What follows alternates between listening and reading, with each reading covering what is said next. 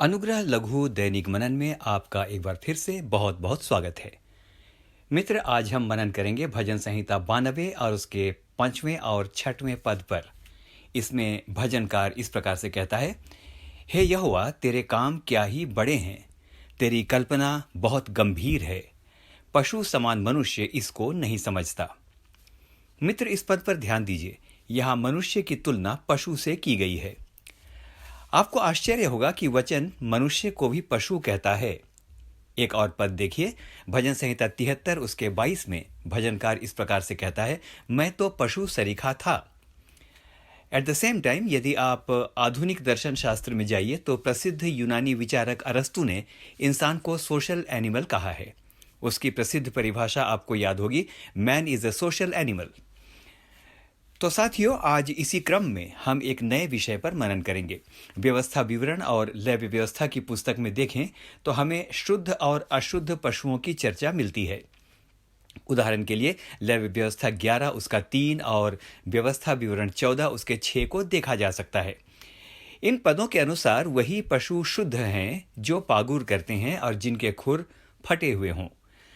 उत्पत्ति 8 और उसके 20वें वचन कहता है, तब नूह ने यहोवा के लिए एक वेदी बनाई और सब शुद्ध पशुओं और पक्षियों में से कुछ कुछ लेकर वेदी पर होम बलि चढ़ाया। तो मित्र, अब हम समझ गए होंगे कि वचन स्पष्ट रूप से बताता है कि पागुर करने वाले पशु शुद्ध माने गए हैं। क्या आपने कभी किसी पागुर करने वाले पशु, विशेषकर बैल इत्यादि को देखा है?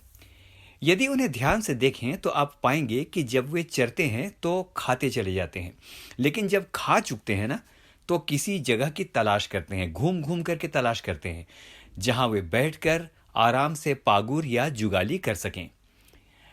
और फिर वे बड़ी शांति से किसी पेड़ के नीचे या शांत जगह पर बैठकर पागुर या जुगाली करते हैं।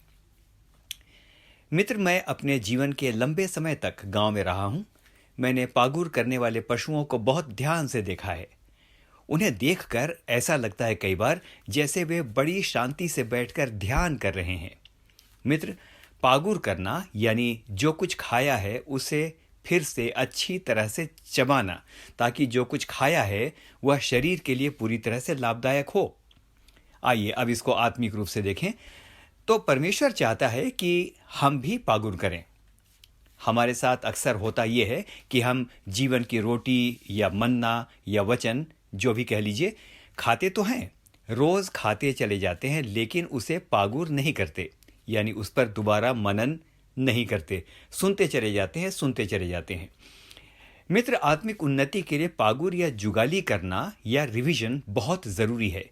जितनी अधिक हम जुगाली करेंगे उतने ही अधिक हम शुद्ध होते चले जाएंगे और परमेश्वर के वचन को गहराई से समझने लगेंगे। तो ये महत्वपूर्ण नहीं है कि आप कितना सुनते हैं, ये महत्वपूर्ण है कि आप कितनी जुगाली करते हैं। अक्सर हम कहते हैं कि भाई समय ही कहाँ मिलता है। आइए थोड़ी देर के लिए राजा दाऊद को देखते हैं। वो राजा है, प्रजा का भारी बोझ उसके पास है, उसके पास भी समय नहीं होगा।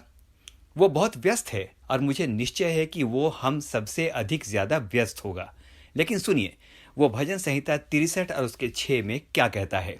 राजा दाऊद कहता है, जब मैं बिछौने पर पड़ा तेरा स्मरण करूंगा, तब मैं रात के एक एक पहर में तुझ पर ध्यान करूंगा। मित्र, हमने एक बात और सुनी थी, शुद्ध पशु होने की 2 शर्तें हैं। जो पहली शर्त है वो है पागुर करने वाला, और दूसरी शर्त है फटे हुए खुर या पांव का होना। एक बहुत गंभीर बात आपको बताना चाहता हूं। हमारा प्रभु यीशु मसीह भी मेमना या पशु कहा गया है। शास्त्रों में उसे यज्ञ पशु भी कहा गया है। क्रूस वास्तव में एक बलि वेदी है जिस पर उस यज्ञ पशु का बलिदान हुआ। तो आइए ध्यान से सुनते हैं। हमारे यीशु का वचन पर रात दिन ध्यान करना और हर समय प्रार्थना में बिताना यह बताता है कि वो कितना अधिक जुगाली करने वाला या कितना अधिक मनन करने वाला था। यीशु को यज्ञ पशु भी कहा गया है। उसके खुर या पांव भी तब फट जाते हैं जब उसके पांव में कीलें ठोक दी जाती हैं। मित्र, इसका अर्थ ये नहीं है कि इससे पहले वह अशुद्ध है लेकिन इसका अर्थ यह है कि वचन में बताए गए शुद्ध पशु के सारे लक्षणों को पूरा करके वह संपूर्ण मेल बलि और हमारे लिए उत्तम बलिदान बना। तो अब हमने वचन के आधार पर जान लिया कि मनुष्य की तुलना पशु से की गई है। आइए अब इस आधार पर अपने आत्मिक जीवन का मूल्यांकन करें। हर जानवर का एक स्वभाव होता है। आप कुछ भी कर लें, वह स्वभाव नहीं बदलता। एक कुत्ते को आप भौंकने से रोक नहीं सकते। भेड़ और सुअर के स्वभाव में बड़ी भिन्नता आपको दिखाई देगी। क्या भिन्नता है आपको बताऊं। भेड़ सफाई पसंद है, जबकि सुअर को गंदगी से मोह है। यदि आप एक सुअर को नहला धुला दीजिए, महंगे साबुन और शैम्पू से साफ कर दीजिए, लेकिन जैसे ही उसे मौका मिलेगा वो फिर गंदगी में लौटने चला जाएगा। वह गंदगी से बाहर आना नहीं चाहेगा। वचन उसके बारे दूसरा पतरस 2 और 22 में इस प्रकार से बताता है, धोई हुई सुअरनी कीचड़ में फिर लौटने के लिए चली जाती है। लेकिन इसके विपरीत यदि आप भेड़ को गंदगी या कीचड़ में डाल दें तो वह तब तक बेचैन रहेगी और चिल्लाती रहेगी जब तक उसे बाहर ना निकाल लिया जाए। तो एक विश्वासी और अविश्वासी के बीच ऐसा ही अंतर है। यदि एक विश्वासी को अनर्थ और अधर्म के वातावरण में रखा जाए तो वो बेचैन हो जाएगा और तब तक बेचैन रहेगा जब तक उस अधर्म की स्थिति से वो बाहर नहीं आ जाता, क्योंकि उसके अंदर बसा पवित्र आत्मा उसे कायल करेगा। पवित्र आत्मा हमें कायल करता है। इसका वर्णन हमें यूहन्ना 16 उसके 8 में मिलता है। लेकिन ठीक इसके उलट यदि एक अविश्वासी को पाप की दशा में छोड़ दिया जाए तो उसे बहुत फर्क नहीं पड़ता, क्योंकि ये उसके लिए एक सामान्य सी बात है। दूसरा कुरिन्थियों 4 और 4 में हम इस संदर्भ को देख सकते हैं। तो मित्र, कुछ सवाल आज अपने आप से पूछिए। क्या आपको पाप या अधर्म से बेचैनी होती है? यदि ऐसा है तो आप आत्मा से जन्मे हैं। पहला यूहन्ना 3 और उसके 9 में यह वर्णन आपको मिलेगा। तो आइए अब समाप्त करते हैं। वचन को खाएं जरूर, लेकिन जुगाली भी करें, ताकि हमारे पांव वचन को लेकर लोगों के जीवनों के पर्वतों पर जयवंत जीवन का संदेश लेकर जा सकें। आपसे अनुरोध है कि इस वचन को अपने मित्रों के साथ खूब शेयर करें, साझा करें।